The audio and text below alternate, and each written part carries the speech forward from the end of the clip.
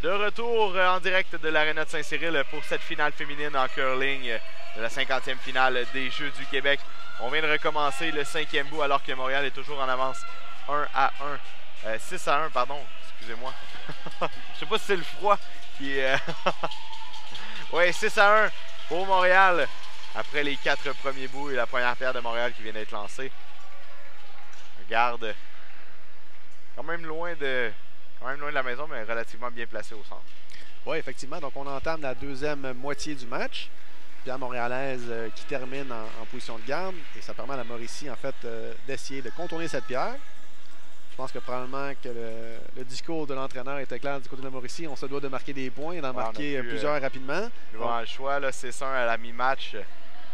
On devrait s'attendre à du jeu très offensif du côté de la Mauricie. Malheureusement, le placement ici est à court. Dans la situation, c'est pas la fin du monde cependant. On a 2 gardes présentement pour la Mauricie. C'est ce qu'on va rechercher. Évidemment, des gardes à ce stade-ci vont aider l'équipe de la Mauricie qui va tenter de se cacher derrière celle-ci pour essayer d'aller scorer des points. Donc, c'était pas un mauvais jeu de terminer en position de garde. Ça permet cependant à Montréal d'attaquer premièrement et d'essayer de se cacher derrière ces gardes-là. Le lancer est effectué avec la rotation intérieure. Appel de bras, c'est fait. La ligne semble bonne, cependant.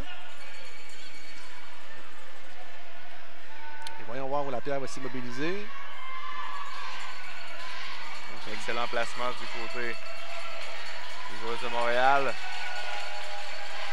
Juste dépasser la ligne de T. Oui, la pierre est bien cachée.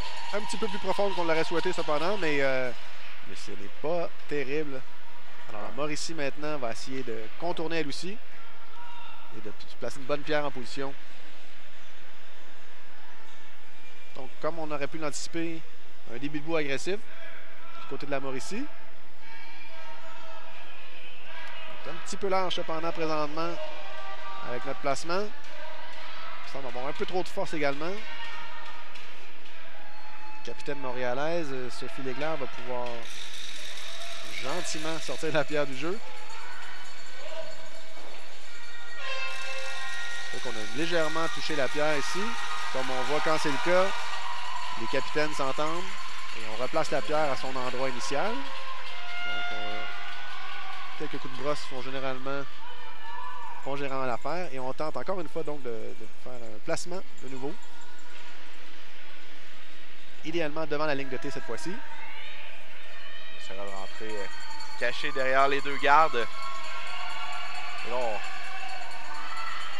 malheureux, mais on voit à chaque pierre lancée des visages qui s'allongent un petit peu du côté de la Mauricie. On sait que c'est un bout très important pour les joueurs de l'entraîneur Jean Bouchard pour revenir dans ce match-là.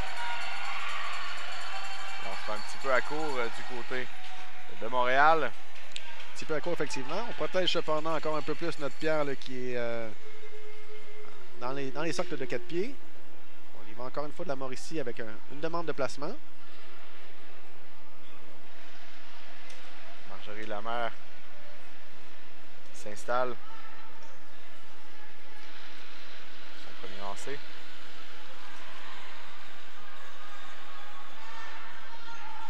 Marjorie qui est allée d'un lancer rotation intérieure, comme on joue un peu depuis le début du bout de part et d'autre. Tenter de contourner cette garde de centre maintenant. De bien se positionner dans la maison. La ligne semble excellente. Voyons voir pour la force maintenant.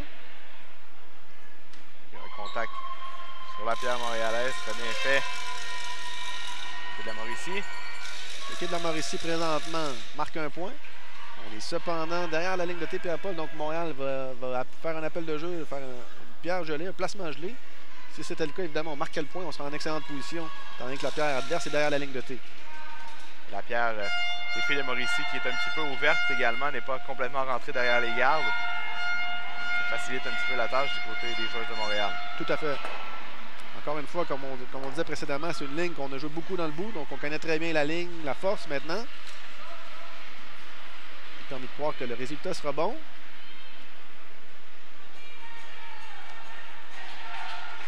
Il y aura contact avec la pierre de la Mauricie qu'on va repousser un peu. La pierre montréalaise marque le point présentement, mais on est complètement ouvert. Donc,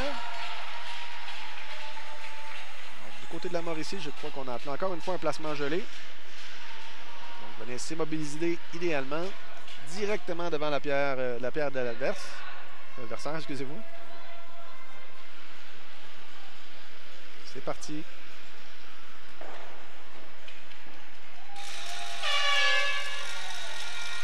Donc, la foule qui continue à grossir, ce qui est agréable. Certains parents. Oui, ça se remplit. On voit les gens de plusieurs délégations également.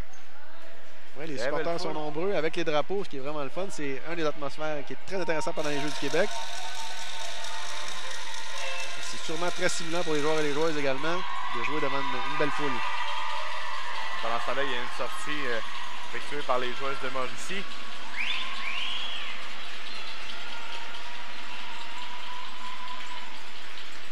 Au moment où on parle, il y avait 2 points marqués.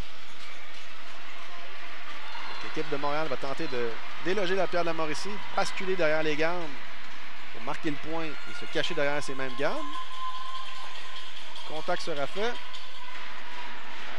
On demeure sur place, donc on ouvre la porte ici pour que, du côté de la Mauricie, qui pourrait à son tour frapper et basculer derrière les gardes, et ainsi marquer 2 points, être en bonne position dans le bout. On rappelle que la Mauricie détient l'avantage de la dernière pierre, donc le marteau dans ce bout. Avec un très bon lancer ici, on pourrait se mettre en excellente position pour marquer plusieurs points, ce qui serait évidemment souhaitable. Paige Rousseau s'installe pour son lancer.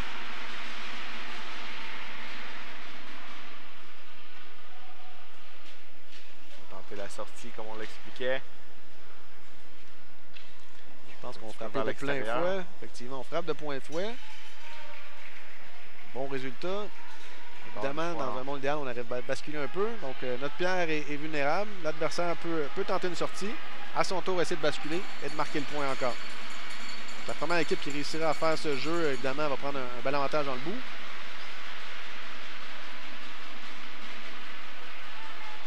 Le lancer est fait de l'équipe montréalaise.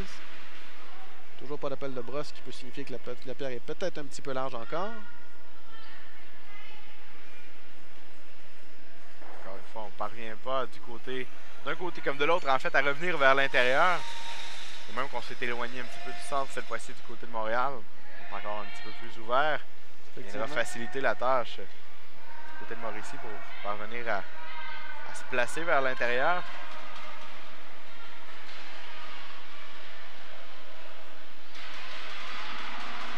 Paige Rousseau qui va jouer son deuxième lancer du bout.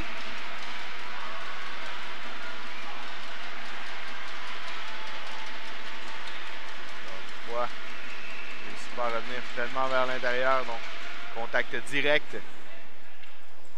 Il sort la pierre montréalaise, mais maintenant c'est les filles de la Mauricie, pardon. Qui sont près du centre, mais qui sont très ouvertes. On s'échange les coups similaires depuis déjà quelques pierres. Ça va être important dans ce cas-ci, cependant, de rouler vers l'intérieur, Pierre-Paul, pour marquer le point. On sait que la pierre de la Mauricie dans le fond de la maison et dans les cercles de 8 pieds. Donc ici, l'équipe montréalaise frappe de plein fouet cette pierre rouge. Elle sera simplement dans les cercles de 12 pieds et ne marquera pas le point. Donc important de rouler à l'intérieur si possible pour marquer.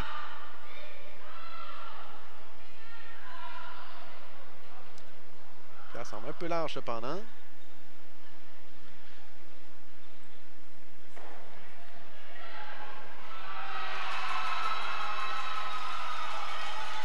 Bon résultat, très bon résultat. C'est peut-être pas la stratégie qui avait été mise en place au départ du côté de la capitaine Sophie Legler, mais le résultat est tout de même efficace. On a réussi la sortie. On a réussi la sortie. En fait, c'est la pierre montréalaise maintenant qui est au fond de la maison qui marque le point. Et cette pierre n'est pas accessible, je crois. Donc, on va changer de stratégie du côté de la Mauricie. On va essayer de contourner les gardes de nouveau.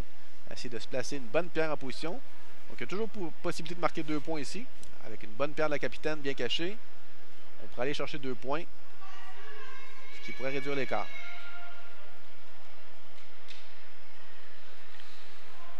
Capitaine Laurie Massicotte s'installe pour son premier de 2 lancés dans ce bout. Toujours 6-1 la marque en faveur des représentantes de Montréal.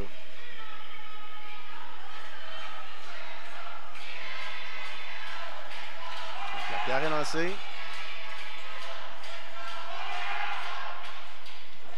Il faudrait passer passablement loin du garde cependant. Donc la pierre demeurera ouverte. Un peu de rotation. On a dépassé la ligne de T. En fait, encore une fois, au niveau du plan B, c'est pas mauvais. Pierre-Paul, on vient donc de s'immobiliser contre sa propre pierre, de sorte qu'on marque le point. Et que notre pierre est difficile à déloger, puisqu'elle est collée sur la nôtre. Donc, le résultat est bon. Bien que c'était pas l'appel de jeu initial. Pas le plan initial, ouais. Non, mais ça va quand même forcer l'équipe montréalaise, en fait, à attaquer et à tenter elle-même le placement pour essayer de voler le point, parce qu'on juge qu'on n'est pas en mesure de déloger la pierre à l'arrière. Donc, on va tenter le placement derrière les gardes. Évidemment, si on est un petit peu trop large, on a toujours l'option, le plan B, qui est d'aller de nous également s'asseoir dans le fond de la maison sur les pierres rouges et marquer le point de cette façon. Donc, deux options qui sont possibles avec ce lancer. C'est important de communiquer entre les balayeurs et la vice-capitaine qui est dans la maison, de sorte qu'on peut s'entendre sur quel jeu on va vraiment appeler. C'est le problème des fois quand on a trop d'options, finalement, on se ramasse qu'on manque de communication. Manque de communication et aucune des deux n'est choisie, mais voyons voir dans ce cas-ci. La pierre est un peu large encore. Je pense qu'on aurait intérêt à essayer d'aller dans le fond de la maison se jeter sur les pierres rouges. Ce qui est presque réalisé. Donc, Montréal marque le point présentement. Ce sera la dernière pierre de ce bout. Jouée par la capitaine de la Mauricie, Laurie Massicotte. L'équipe de la Mauricie pourrait tenter, Pierre-Paul, d'aller marquer 2 points. Le coup n'est pas facile. Il faudrait arriver avec une sortie avec un faible poids, un poids bloc de départ, par exemple. Pousser la pierre jaune en angle sans toucher notre pierre rouge et essayer de demeurer dans la maison avec la pierre qu'on lance. Et ainsi faire 2 points. Donc le coup est possible. Il n'est pas facile cependant. Mais avec une marque de 6-1, je pense qu'on aurait tendance à l'essayer. On n'a pas le choix d'essayer, en effet. Là. Je pense qu'on aurait tendance à y aller agressivement, à essayer de marquer nos 2 points. C'est ça la marque pour le représentant de Montréal, dernière pierre de ce bout. Le lancer est fait par le capitaine Massicotte. Aucun appel de broche jusqu'à maintenant. La pierre ne semble pas courber. Est-ce qu'on va faire contact au moins avec la pierre montréalaise? Non, malheureusement. Malheureusement. Donc c'est un vol d'1 point pour l'équipe montréalaise et la marque est maintenant 7-1. Le temps qui commence à presser pour les représentantes de la Mauricie. Et comme je l'ai dit un petit peu plus tôt dans ce bout, les visages qui commencent à s'allonger du côté des filles de Mauricie. Ce sera difficile de revenir dans ce match-là. Dans plusieurs bouts, eh bien, depuis le début du match, la situation a changé très rapidement, mais plus souvent qu'autrement, ça a été au bénéfice des représentants de la région montréalaise. 7-1 la marque après 5 bouts. Il y a effectivement eu beaucoup de revirements dans les bouts. Et plus souvent qu'autrement, ça tourne à l'avantage de l'équipe montréalaise. Seule bonne nouvelle pour la Mauricie présentement peut-être, c'est qu'on a le marteau au 6e bout, ce qui est toujours bon. Donc techniquement, il nous reste 2 marteaux contre un seul. On va cependant marquer énormément de points là, avec nos marteaux pour espérer avoir une chance encore. Pour Montréal, on va installer un garde devant la maison. Un petit peu à l'extérieur. Je sais que c'est souvent difficile pour des jeunes de terminer des matchs. On va voir ici si l'équipe montréalaise va pouvoir supporter la pression en fait. Parce qu'au-delà de la pression de la fin du match, il y a la pression aussi de la foule qui est là. Les jeunes ne sont pas nécessairement habitués de jouer devant des foules aussi importantes.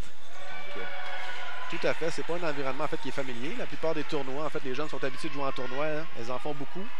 Elles sont très bonnes. La plupart des tournois sont disputés dans un club, dans un environnement plus familier. On est ici dans un aréna qu'on connaît moins, avec beaucoup de monde. Et les gens sont bruyants, ce qui est le fun. Et qui est effectivement qui peut nous sortir de notre routine un peu. Donc, avec l'enjeu qui est grand, soit un championnat pour les Jeux du Québec, c'est pas toujours évident de terminer le travail. Donc, le placement ici qui avait été demandé par à la première de l'équipe de la Mauricie, malheureusement qui a beaucoup trop courbé, demeure en jeu, mais tout juste. On voulait évidemment contourner la pierre jaune, ce qui n'a pas été réussi. Il y a juste une pierre de jeu, évidemment, mais ce n'est pas le début de bout qu'on souhaitait. On aurait évidemment voulu être en mesure de mettre la pression rapidement sur l'équipe montréalaise, qui tente à son tour de contourner la garde.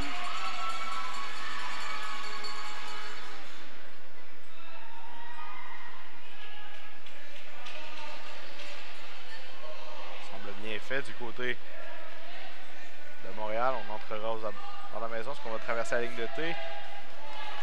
Tout juste. Placé derrière le garde. Donc une pierre dans la maison. Cependant, je vous dirais plutôt à l'avantage de la Mauricie. Elle est derrière le garde, mais derrière la ligne de T. Coup d'écart, donc. Coup d'écart, ça permet à la Mauricie de placer une bonne pierre, de marquer le point. Et la pierre jaune, en fait, pourrait être plus nuisible qu'autre chose pour l'équipe montréalaise. Pendant ce temps, rapidement, il y a eu un vol de 2 points du côté de la finale masculine au 5e bout. L'équipe de Chaudière-Appalaches mène maintenant 4-1, en fait, alors qu'ils disputent également le 6e bout. Contre l'équipe de Mauricie. Donc, les équipes féminines et masculines de Mauricie se retrouvaient dans cette finale. Chez les garçons, Mauricie qui avait terminé au premier rang, classement préliminaire. Chaudière-Appalaches qui s'était classé 7e, mais ont présentement l'avance 4-1 après 5 bouts. Oui, effectivement, la région qui était extrêmement bien représentée avec 2 équipes en finale. Donc assuré de 2 médailles, en fait, aujourd'hui. Présentement, dans les 2 cas, pas la couleur qu'on voudrait, cependant. Un très beau parcours, par contre, de ces 2 équipes de Mauricie. Et au niveau des matchs de médaille de bronze chez les garçons, la région de Sud-Ouest qui mène présentement 6-1 après 4 bouts contre Rive-Sud. Et chez les dames, la marque est présentement de 4-1 pour la région de Laval contre le Sud-Ouest. Ce match de médaille de bronze. Vous pouvez voir sur le plan qu'on a présentement à l'écran les gradins de l'aréna de Saint-Cyril sont remplis à pleine capacité. Il y a même des gens qui ont bien pensé, sont allés se placer au restaurant en haut, bien au chaud. Parce que oui, je vous le dis, c'est pas chaud pour les orteils ce matin à l'aréna de Saint-Cyril. Donc de retour à notre match, on a toujours des gardes de coin. Du côté de la Mauricie, on décide d'ignorer ce côté de la maison et de plutôt jouer du côté ouvert. Donc on demande un placement du côté ouvert.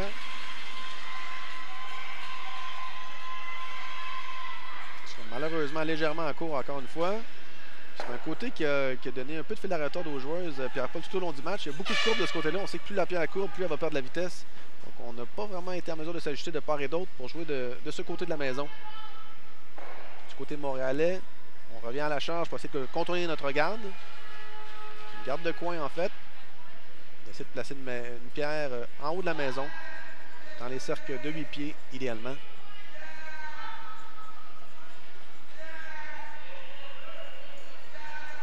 C'est fait. La ligne semble bonne, mais je pense que le poids est un peu trop fort encore une fois. On devrait aboutir au fond de la maison. Encore une fois. C'est juste un mordant, mais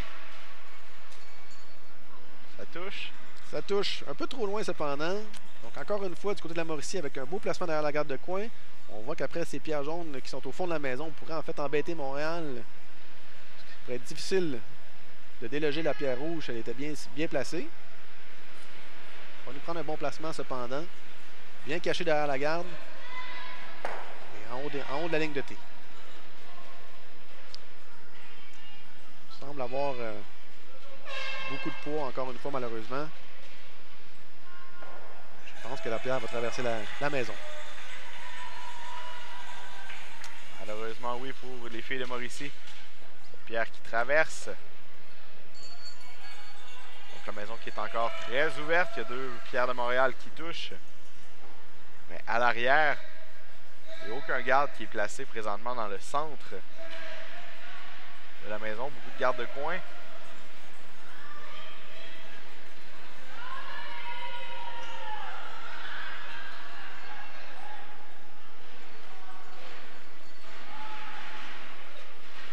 Encore une fois le placement. On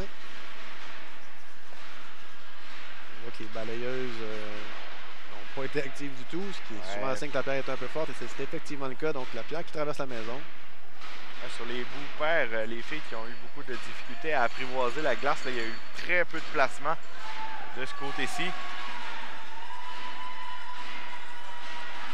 Alors, allons-y. Même placement. On réessaie encore. On tente le même coup. Et on va voir qui sera la première équipe à trouver la recette magique. Ouais, la recette idéale pour réussir un placement de ce côté-ci. La marque est toujours de 7-1 pour Montréal après les 5 premiers bouts. La réaction des balayeuses n'est pas positive. Puis après, je pense encore une fois qu'on a un peu trop poussé, un peu trop de poids sur la pierre. Un peu trop de force, évidemment. Une situation, évidemment, la joueuse ne veut pas être à court. On veut vraiment être dans la maison, marquer des points, mais en même temps, trop fort. Trop fort ou trop court. Bien dosé. Effectivement.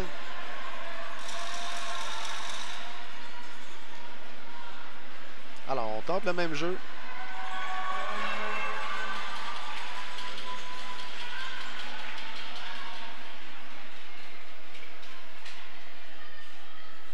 Bonne glissade de la joueuse ici. Une bonne technique. Le balayeur, cette fois-ci, semble amener le poids. On voit que les filles balayent, ce qui est bon signe. Est-ce qu'on pourrait amener la pierre mordeuse dans la maison? Alors, une bonne pierre ici. Évidemment, un petit peu à court de ce qu'on voulait, mais dans les circonstances, c'est vraiment pas grave. Donc, la pierre est en jeu, à court. En plein centre de la maison, c'est une bonne pierre de l'équipe montréalaise. Voyons voir ici quel sera l'appel de jeu de la capitaine de la Mauricie. Elle a décidé d'ignorer le centre, en fait, de retourner du côté où il y a une grande courbe, essayer de se cacher derrière notre garde de coin.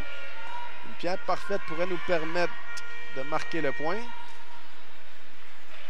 C'est pas un placement facile, en fait, de ce côté-ci. Encore une fois, à la réaction des joueurs, je pense que la poussée était évident. Ouais. Malheureusement. Un peu de frustration qui semble s'emparer des représentants de Mauricie. Donc, encore une fois, on voit que l'équipe adverse peut balayer la pierre une fois qu'on a passé la ligne de T. Donc, on a bien attendu pour être dans les règles, ce qui était parfait. Et en balayant la pierre, on a fait quitter en fait des cercles de couleurs. Donc, présentement, l'équipe de Montréal marque 3 points. On a la chance, encore une fois, de contourner notre dernière pierre. De venir faire un beau placement au centre. C'est l'option qui est choisie. Donc, un placement avec rotation intérieure par la capitaine Legler.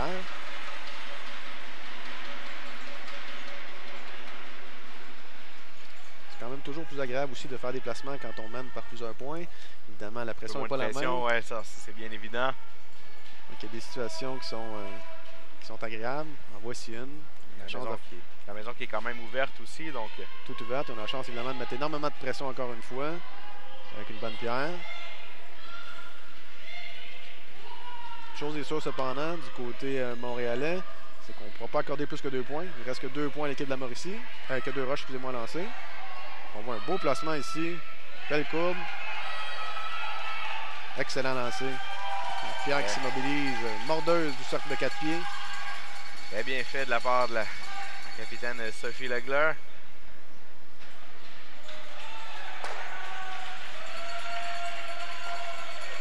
Donc, on rappelle la marque actuellement 7-1 pour l'équipe de Montréal au 6e bout. Je pense que les joueuses vont essayer de venir déloger la pierre à Pierre-Paul, ce qui n'est pas un coup facile. Elle doit être cachée aux 3 quarts environ. Ça va prendre un excellent coup. Tout en finesse.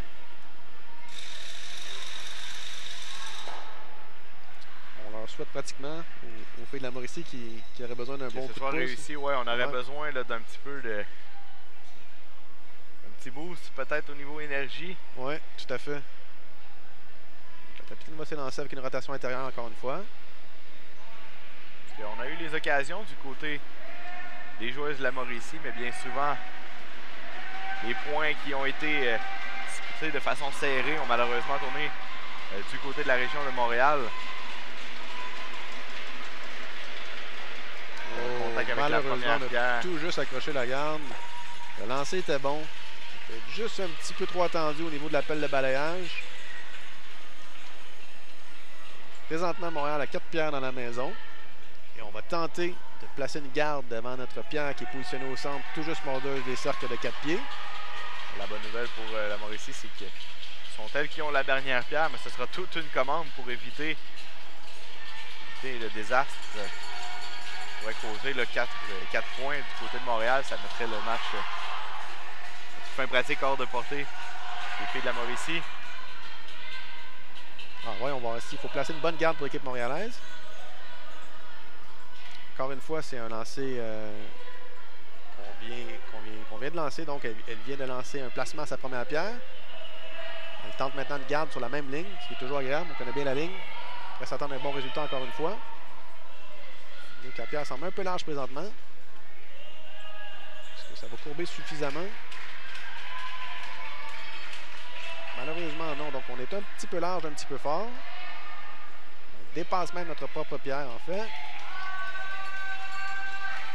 La pierre est quand même embêtante. En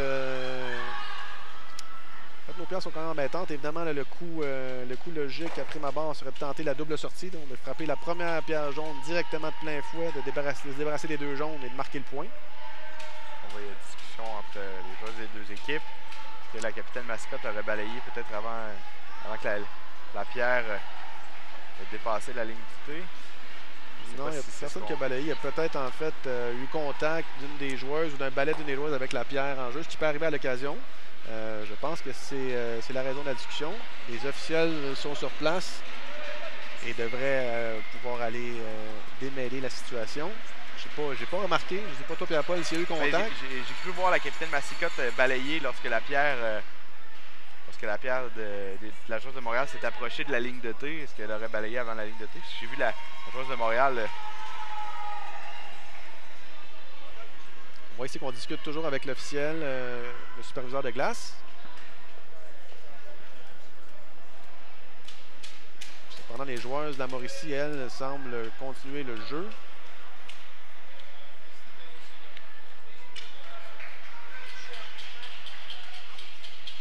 Effectivement, on confirme, Pierre-Paul, que la pierre avait été touchée alors qu'elle était toujours en mouvement, probablement par une des balayeuses.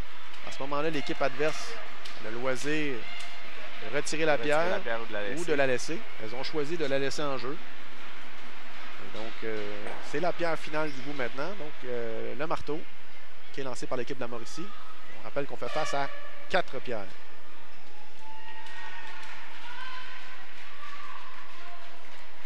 Ça me semble malheureusement un peu large. Effectivement, il n'y aura aucun contact. L'équipe de Montréal vient de voler 5 points. 5 points à ce 6e bout. On est maintenant à 12-1.